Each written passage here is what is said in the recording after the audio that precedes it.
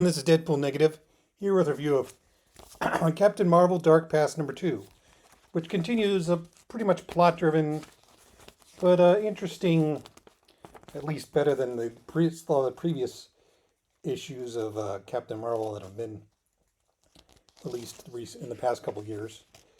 Once again, um, one of my favorite issues of Captain Marvel is um, 14 by Chris Claremont and Carmine Infantino. And in that, like basically, Carol's father is targeted by a supervillain, and he's cold and distant to Carol, to Miss Marvel. But there's a great scene at the end where, even after he's like, "Yeah, thanks for helping me," he walks away.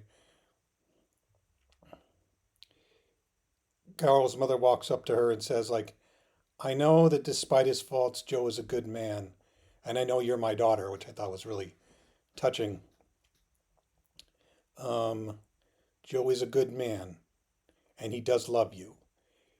And I thought that was really interesting. And I think, like, Claremont was just trying to make a point about people who are emotionally distant, and but the father has portrayed in flashbacks ever since the Stoll run as a kind of hateful, sexist asshole. I mean, it's in the movie too, which is fine, I guess. But back when Margaret Stoll did her Life of Captain Marvel, she completely reworked um, Carol's origin to be like, oh, she's just basically Superman. She's Kal-El, and her mother was a great Kree warrior. I don't remember this going over well with anybody. I remember Kelly Thompson, doing kind of interesting things with a secret sister, like she never realized she had. But I don't remember liking it, you know. And then they killed. It might have been interesting if they kept the mother around, but they killed her off immediately in that miniseries. So basically, what I think the thread Paul Jenkins is trying to solve here with this, okay, if Carol's mother was who she really was, and Carol's father was a jerk and terrible, why did they stick around? Why the relationship? Who was Carol Danvers' father? And I think the idea is the setup is he was a bad person, but they're going to flip it around a little because there's a lot of meeting with Rogue, having flashbacks. Can somebody just draw a line under this because it feels like it's well written by Paul Jenkins. He has a good grip on Rogue especially and Carol, but like this thing has been beaten to death. Just fix it. Just end it. End this conflict. I mean, Claremont tried to do it himself in Contest of Champions 2. Brian Reed tried to do it several times. I thought Kelly Thompson tried to do it once or twice. But he always come back to Rogue, and I'm just tired of it.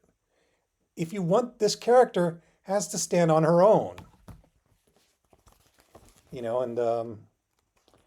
But I think the idea is Carol is investigating her father, and his family, the Danvers family, is pretty awful people. And we have these villains. We have the Wrecking Crew and a new villain who is kind of like, what's his name? What do they call his name? Desecrator. It's a nice design, I assume, by artist Lucas Werneck. But again, like this feels like it's telling a story. Where I hope it's going is something a little more complex than Carol's dad was a villain. Carol grew up, didn't do the story about him to save his ass, not because because he was a good person.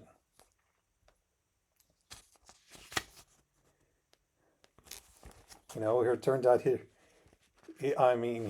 was it Nessie Danvers, excuse me, the toxic old spider that owns the entire DNVR web. That's an evil criminal organization called DNVR.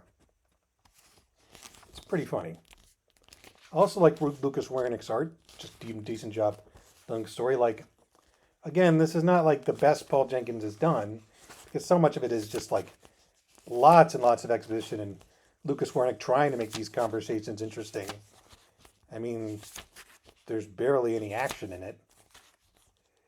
It's just like Carol investigating, but it works. As a fan of the character, as someone who's looking for a good story about someone searching for their father, I'm not sure I can recommend it. But as a Captain Marvel, as a Carol Danvers fan, I can definitely recommend it. So I'm giving it a thumbs up, and I will talk to you later.